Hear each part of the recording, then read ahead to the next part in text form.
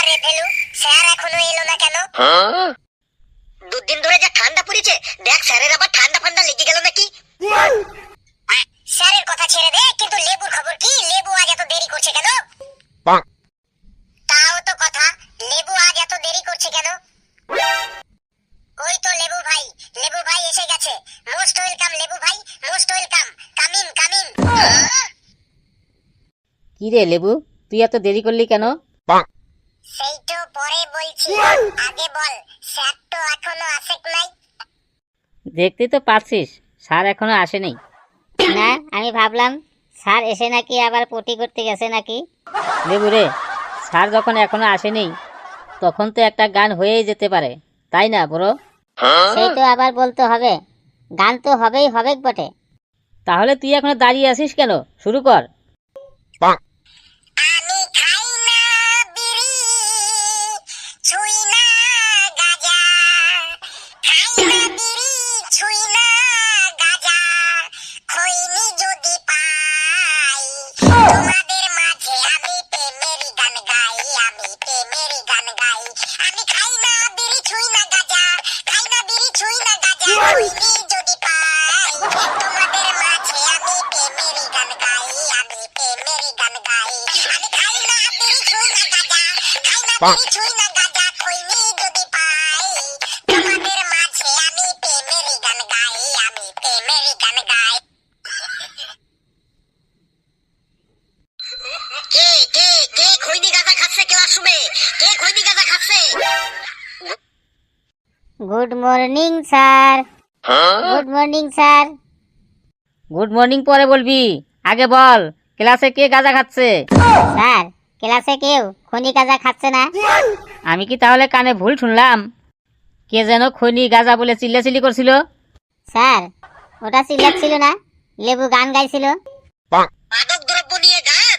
লেবু, এরপর যদি কোনোদিন ক্লাসে ওইসব মাদক দ্রব্য নিয়ে গান করিস তাহলে কিন্তু তোর ওই হিপি মার্কা মাথার চুল আমি আমার মতো ন্যাড়া করে দেব। সকাল সকাল স্যার তোকে কেমন রাগান দিলাম। লেবু, তুই কি বললি রে? কিছুই বলিনি তো। আমাকে কি তুই বোকা পেয়েছিস? তুই কিছু একটা বললি। সত্যি স্যার, এই চেয়ার টেবিলের দিব্যি বটে, আমি কিছু বলি নেই। তাহলে তোর মুখ নড়ল কেন? তুই কি মুখে সুপারি ভরে এসেছিস? এই সবাই বসে পড়। আমার গুণধর ছাত্র ছাত্রীরা মন দিয়ে শোন, সামনে ফেব্রুয়ারি মাসে একটা কুইজ কম্পিটিশন আছে। ওটা সিঙ্গাপুরে হবে। 115টা দেশের ছাত্রছাত্রীরা ওই কম্পিটিশনে পার্টিসিপেট করবে। আমি ভাবছি তোদেরও ওই কম্পিটিশনে আমি নিয়ে যাব। প্রিন্সিপাল স্যারের সাথে আলোচনা হয়ে গেছে। কি মজা, কি মজা, কি মজা, সিঙ্গাপুর যাব, সিঙ্গাপুর যাব। আমারও খুব মজা হয়েছে বটে, জীবনে এই প্রথম প্লেনে উঠব বটে। কে বললো তোদের আমি প্লেনে করে সিঙ্গাপুর নিয়ে যাব? কেন স্যার, সিঙ্গাপুর তো সবাই প্লেনে করে যায় বটে। সে যে যায় যাক, শুধুমাত্র আমি প্লেনে করে যাব আর তোদের ট্রেনের টিকিট কেটে দিব। তোরা সবাই ট্রেনে করে সিঙ্গাপুর যাবি। স্যার, ট্রেনে করে সিঙ্গাপুর? আজ পর্যন্ত কেউ ট্রেনে করে সিঙ্গাপুর গেছে? আজ পর্যন্ত কেউ ট্রেনে করে সিঙ্গাপুর যায়নি, তোরাই না হয় প্রথম যাবি। শোন কালু, কিসে করে তুই সিঙ্গাপুর যাবি সেটা মেন ব্যাপার না, কুইজ কম্পিটিশনটাই হলো মেন ব্যাপার। শোন, কম্পিটিশনে যাওয়ার আগে তোদের ভালো করে প্রিপারেশন নিতে হবে, যাতে তোরা 115টা দেশকে গো হারান হারিয়ে ফার্স্ট প্রাইজটা ছিনিয়ে আনতে পারিস। স্যার, আপনি তো আছেন, আপনি থাকলে কোনো চিন্তা নাই আমাদের। আমরা ফার্স্ট প্রাইজটাই আনবো 115টা দেশকে হারিয়ে। সত্যি বলছিস তো? তোদের কনফিডেন্স লেভেল দেখে আমার খুবই ভালো লাগছে। হ্যাঁ স্যার, ঘেটু সত্যি বলেছে।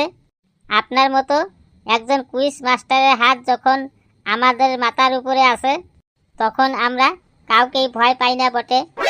তোদের কনফিডেন্স লেভেল দেখে তো আমি ভীষণ খুশি হলাম। বেশ, চল আজ আমি তোদের কুইজ প্র্যাকটিস করাবো। আজ আমি তোদের কুইজের বাঘ বাচ্চা বানাবো, একদম বাঘ বাচ্চা।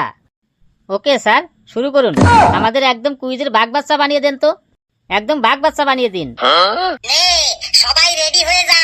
শুরু হচ্ছে আমাদের আজকের কুইজ কম্পিটিশনের প্রিপারেশন। সবাই রেডি, স্টেডি, গো। হ্যালো, তুই দাঁড়া, তোকে দিয়ে শুরু করছি। তুই বল তো, জল দিলে আগুন নিভে যায় কেন?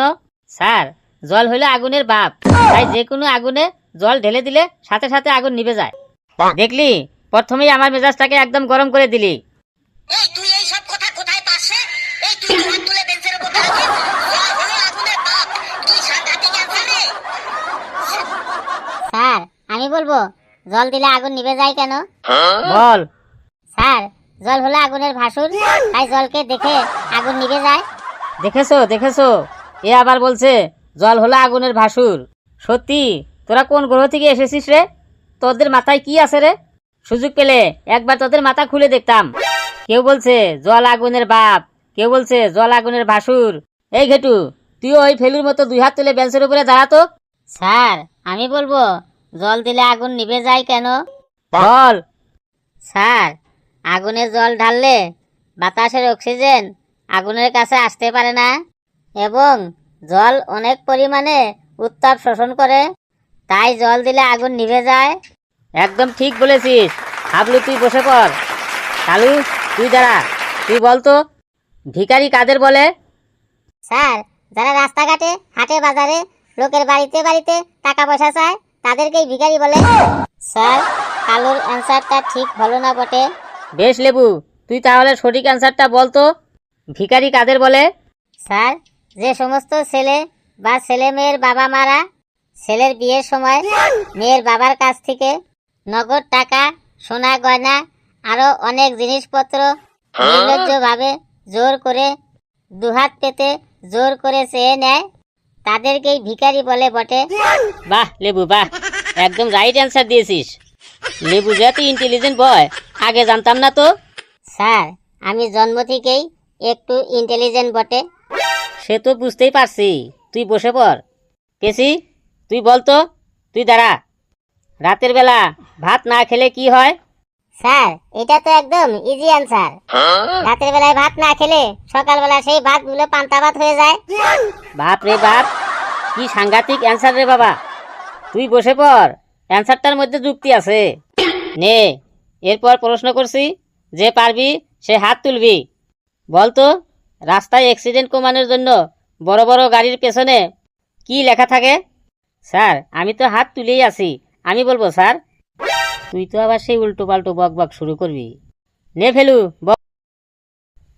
রাস্তায় অ্যাক্সিডেন্ট কমানোর জন্য কোন কোন গাড়ির পেছনে লেখা থাকে মা ভগবান বউ শয়তান, কোন কোন গাড়ির পেছনে লেখা থাকে দেখলে হবে খরচা আছে, তারপরে কোন কোন গাড়ির পেছনে লেখা থাকে আত্মা গাছে তোতা পাখি ডালিম গাছে মুখ, তোমার আমার গোপন কথা জানবে না তো কেউ। আবার কোন কোন গাড়ির পেছনে লেখা থাকে গাড়ির রাজা টাটা আর জুতোর রাজা বাট্টা, আমার দিকে নজর দিলে মারবো তোকে ঝাঁটা। আলটু বক বক শুরু হলো। গাড়ির পিছনে তুই যা বললি ওই সব লেখা থাকে বলেই তো আরো বেশি করে অ্যাক্সিডেন্ট হয়। পেছনের গাড়ির ড্রাইভার ওই সামনের গাড়ির পেছনের লেখাগুলো পড়তে গিয়েই তো যত সব অ্যাক্সিডেন্টগুলো হয়। স্যার আমি বলবো অ্যাক্সিডেন্ট কমানোর জন্য গাড়ির পিছনে কি লেখা থাকে? বল হাবলু, তুই বল। স্যার গাড়ির পিছনে লেখা থাকে সাবধানে গাড়ি চালান, জীবন বাঁচান। একদম কারেক্ট অ্যান্সার হাবলু। এই তুই একলাই ক্লাসের মান সম্মানটুকু বাঁচিয়ে রেখেছিস। স্যার বসবো? আমার মাথাটা কেমন জানি টন টন করছে। এই তোর কাহিনী শুরু হলো। মাথা টনটন, পা ঝনঝন, এই তোর শুরু হয়ে গেল কাহিনী। সত্যি স্যার মাথাটা কেমন জানি টন টন করছে। বেশ, তোকে আর একটা কোশ্চিন ধরছি, যদি ঠিকঠাক অ্যান্সার দিতে পারিস তাহলে বসবি। বলতো রকেট আকাশে উড়ে যায় কিন্তু পৃথিবীতে আর কখনো ফিরে আসে না কেন? স্যার রকেট আকাশে উড়ে যায় কিন্তু আর কখনো পৃথিবীতে ফিরে আসে না, তার কারণ হলো সব বৈজ্ঞানিকরা মিলে প্ল্যান করে রকেটের পেছনে যখন আগুন ধরিয়ে দেয়, রকেট তখন যন্ত্রণায় ছটফট করে আকাশে উড়ে পালিয়ে যায়, তারপর আর ফিরে আসে না। রকেট ভাবে আবার যদি আমি পৃথিবীতে ফিরে যাই তাহলে আবার যদি আমার পেছনে আগুন লাগিয়ে দেয়, সেই ভয়ে রকেট আর পৃথিবীতে ফিরে আসে না। কি বললি রে তুই? পেছনে আগুন লাগানোর ভয়ে রকেট আর পৃথিবীতে ফিরে আসে না? মেরে তোর ওই সামনের পোকা দাঁতগুলো একদম ফেলে দেবো। তুইও ওই ফেলুর সাথে থাকতে থাকতে দিন তুই ফেলুর মতোই হয়ে যাচ্ছিস। সিঙ্গাপুর যাওয়ার জন্য তোদের আমি ট্রেনেরও টিকিট কেটে দিব না। তোরা সবাই হেঁটে হেঁটে সিঙ্গাপুর যাবি। ঘন্টা পড়ে গেল, আমি এখন যাই। তোরা যে যেভাবে আসিস ওইভাবেই দাঁড়িয়ে থাকবি তোরা 7 দিন। কি সাংঘাতিক বিচ্ছু ছেলে রে সব। কি বিচ্ছু। বন্ধুরা, ভিডিওটি কেমন লাগলো আপনারা কমেন্টে জানাবেন। আর ভিডিওটি লাইক করবেন, যত পারেন শেয়ার করবেন, আর চ্যানেলটি সাবস্ক্রাইব করে আমাদের সাথে থাকবেন। যত বেশি হাসবেন তত বেশি সুস্থ থাকবেন, যত বেশি হাসবেন তত বেশি সুস্থ থাকবেন। গাড়ির পিছনে কি কি লেখা থাকে আমি কি ভুল বলেছি আপনারাই বলুন।